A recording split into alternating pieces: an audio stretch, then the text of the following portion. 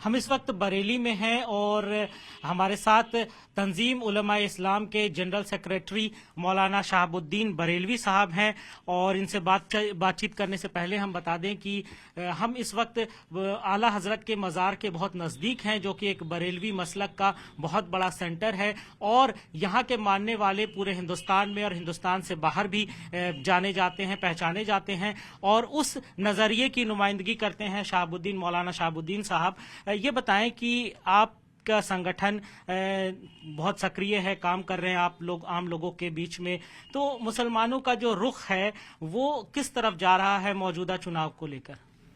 देखिए, उत्तर प्रदेश के इंतखाबात इस वक्त शबाब पर हैं और तमाम पॉलिटिकल पार्टियां, सियासी जमातें अपने वादा वईदे बेशुमार कर रही हैं, मगर देखा यह जाता है और साबका तौर पर माजी में ये तजर्बा भी है कि ये सब वादे वायदे जितने भी हैं वो सब खोखले साबित होते हैं और इनमें कोई भी वादा पूरा नहीं होता। ऐसे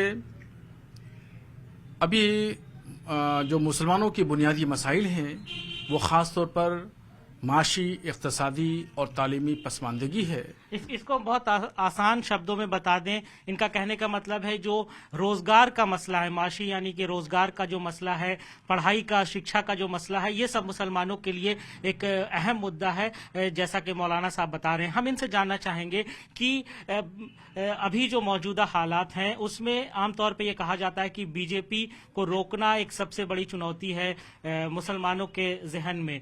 क्या आप इससे सहमत हैं? किस तरह से इसको देखते हैं?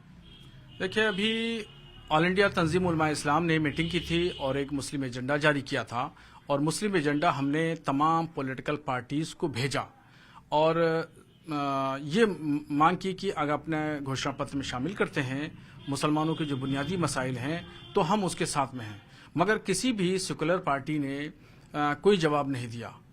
तो इस तरीके से हम मान के ये चल रहे हैं कि जितने भी सेकुलर पार्टियां हैं या जितने भी पॉलिटिकल पार्टियां हैं, ये सब लोग मुसलमानों की बुनियादी मसाइल को पस पुश डालना चाहती हैं और सिर्फ नफरत की राजनीति को बढ़ावा दिया जा रहा है और हिंदू मुस्लिम की तरफ इलेक्शन जो है वो सिमटता हुआ नजर आ रहा है। तो सबसे ज्यादा हमें जो शिकायत है वो शिकायत अपनों से होती है और वो है समाजवादी पार्टी। जो मुसलमानों के जितने भी बुनियादी मसाइल हुए, चाहे मरकजी हुकूमत ने 3 तलाक का मुद्दा हो, 3 तलाक का कानून बनाया और 3 तलाक का कानून खालिस सिर्फ और सिर्फ मजहबी मामला है और ये सिर्फ शरीयत में मुदाखलत है, उस वक्त अखिलेश यादव खामोश बैठे रहे।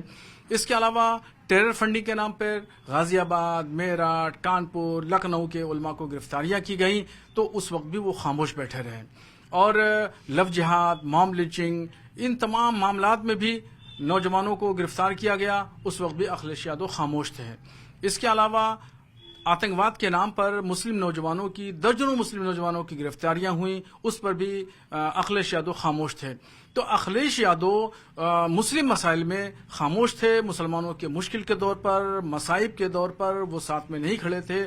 तो इसलिए अब वो हक खो चुके हैं मुसलमानों के वोट का, उनको कोई हक नहीं पहुंचता है कि वो मुसलमानों के दरमियान वोट मांगे। समाजवादी पार्टी से हमें इस तरह की शिकायतें हैं कि वो मुश्किल के दौर पर लेकिन सवाल ये उठता है कि अभी जो विकल्प मुसलमानों के सामने है, 2 सरकारें आपने देखी हैं, मायावती की सरकार रही है और अखिलेश यादव की सरकार रही है।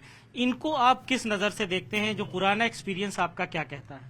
मेरी बात अधूरी रहेगी, मैं मुकम्मल कर लूं कि अब ऐसी कंडीशन में हम लोगों ने ये फैसला किया है कि जहां भी बीजेपी को बहुजन समाज पार्टी का कैंडिडेट अगर हरा रहा है तो वहां बहुजन समाज पार्टी के कैंडिडेट को वोट दिया जाए, सपोर्ट किया जाए और जहां बीजेपी को कांग्रेस का कैंडिडेट हरा रहा है, मजबूती पोजीशन में है, तो वहां कांग्रेस के कैंडिडेट को जिताया जाए ताकि ये सेकुलर ताकतें उभर करके आएं और एक मोहल्लक गवर्नमेंट बने।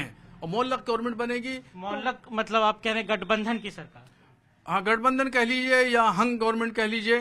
तो इस तरीके से अगर गवर्नमेंट बनती है तो वो मुसलमानों के हितों में है। तो अब जैसा कि मैंने आपसे पहले पूछा था कि मायावती की सरकार आपने देखी है, अखिलेश यादव की सरकार देखी है, आपने योगी सरकार देखी है, किस तरह से इन तीनों को आप कंपेयर करते हैं? बीजेपी के बारे में आपने अपनी राय दी, अब अखिलेश यादव और मुलायम सिंह की जो सरकारें रही हैं इनको आप कैसे देखते हैं? देखिए, मायावती की गवर्नमेंट जब तक रही मायावती ने अपने शासनकाल में हर चीज को कंट्रोल रखा। निजाम सेहत हो, निजाम तालीम हो, लॉ एंड ऑर्डर की सिचुएशन हो, हर चीज को कंट्रोल रखा और किसी तरीके से कोई प्रॉब्लम, कोई दिक्कत नहीं होने दी। अखिलेश की सरकार को आप कैसे देखते हैं? अखिलेश की गवर्नमेंट को हमने देखा, पीछे 5 साल हमने भुगता। 173 दंगे हुए उत्तर प्रदेश में, और गुजरात के दंगे 2002 के दंगे से बड़ा दंगा मुजफ्फरनगर का दंगा था 2015 में, जब अखिलेश यादव यहां वजीर आला हुआ करते थे। इससे ज्यादा तकलीफ की और बात और क्या हो सकती है? गुजरात में 2002 का दंगा 1 महीने में कंट्रोल हो गया, मगर 2015 में अखिलेश यादव के शासन में जो दंगा हुआ मुजफ्फरनगर का, वो पूरे शासनकाल यानी 2 साल उसके बाद में गवर्नमेंट रही, 2-2.5 साल बाद, 2-2.5 साल तक वो दंगा कंट्रोल नहीं हो पाया। आज भी आज जाके देखिए हम मुजफ्फरनगर में और मुजफ्फरनगर के अतराफ व जवानी में जो अजला मुतासिर हुए थे, जो मुसलमान जो बेघर हुए थे, बर्बाद हुए थे, आज गाजियाबाद, लोनी, दिल्ली की बस्तियों में बेचारे बेयारो मददगार फिर रहे हैं। तो ये गुजरात के दंगे से बड़ा दंगा मुजफ्फरनगर का दंगा है। लेकिन ये कहा जाता है आमतौर पे कि जब समाजवादी पार्टी की सरकार आती है तो कि मुसलमानों की सरकार वो रहती है, ऐसा कहा जाता है। विपक्ष की तरफ से भी ये बात कही जाती है, समाजवादी लोग खुद भी ये कहते हैं कि मुसलमानों की हिमायती सरकार होती है समाजवादी। आप क्या कहते हैं? नहीं, मुसलमानों की हिमायती सरकार नहीं होती है। मुसलमानों के मसाइल ज्यों के त्यों हैं। कई मरतबा मुलायम सिंह और अखिलेश यादव वजीर आला बन चुके उत्तर प्रदेश के। हमने अपने कंधों पे सवार करके इनको वजीर आला बनाया। जो 7% लोग हैं, 20% के लोगों ने 7% के लोगों को वजीर आला बनाया है। अगर अखिलेश यादव मुस्लिम हितैषी हैं, समाजवादी पार्टी मुस्लिम हितैषी है, तो ऐलान क्यों नहीं करती हम मुख्यमंत्री इस बार हम मुसलमान को बनाएंगे? ऐलान कर दें, उसमें क्या हर्ज की बात है? क्या आपको लगता है इससे मसले का हल हो सकता है अगर कोई मुसलमान मुख्यमंत्री बन जाए? हाँ, कुछ क्यों नहीं होगा। जो जिस कम्युनिटी का आदमी बैठता है वो अपनी कम्युनिटी के लिए काम करता है। जो पिछले शासनकाल में जब समाजवादी पार्टी की गवर्नमेंट थी, तो देखिए उनकी जिस कम्युनिटी के लोग बैठे हुए थे उस कम्युनिटी के लोगों का काम किया। हमारा कोई काम नहीं हुआ। आज भी देख लीजिए, जिस कम्युनिटी के लोग आज बैठे हैं तो उसी कम्युनिटी के लोगों का काम होता है। तो जाहिर बात है मुखिया जिस कम्युनिटी का होगा उसी कम्युनिटी का काम होता है। आप मुस्लिम समाज की नुमाइंदगी करते हैं। अभी अगर हम आपसे ये पूछें कि मुसलमानों के लिए क्या मुद्दे होने चाहिए, जो भी राजनीतिक दल हैं उनको क्या करना चाहिए, 5 ऐसे बात बता सकते हैं आप जिस पे आप चाहेंगे कि जो राजनीतिक दल हैं, चाहे वो समाजवादी पार्टी हो या कोई भी हो, वो सामने आकर अपनी बातें रखें? हाँ बिल्कुल। सबसे पहला मसला ये है, सबसे पहला मुद्दा नंबर 1 कि पैगंबर इस्लाम सल्लल्लाहु ताला अलैहि वसल्लम की शान में जो गुस्ताखियां हो रही हैं, जगह जगह हो रही हैं, तो इस पर लगाम लगाने के लिए जरूरी है कि असेंबली में एक बिल लेके आया जाए। नंबर 2, 25% जो पिछड़ों में जो रिजर्वेशन है उसमें 5% मुसलमानों के लिए रिजर्वेशन किया जाए, क्योंकि आर्थिक एतबार से मुसलमान कमजोर है, लाचार है। सेंट्रल गवर्नमेंट ने पिछले दिनों सच्चर कमेटी के नाम से एक रिपोर्ट पेश की थी और मुसलमानों के आर्थिक सामाजिक हालात पर रोशनी डाली थी। उसमें कहा गया था कि बाज ऐसे शोबाए जिंदगी हैं जहां पर मुसलमान दलितों से भी ज्यादा पीछे हैं। तो जब दलितों से ज्यादा पीछे हैं तो इस कम्युनिटी को डेवलपमेंट करने के लिए जो है वो काम करना चाहिए और 5% रिजर्वेशन दिया जाए। नंबर 3, मदरसों को ग्रांट पर लिया जाए।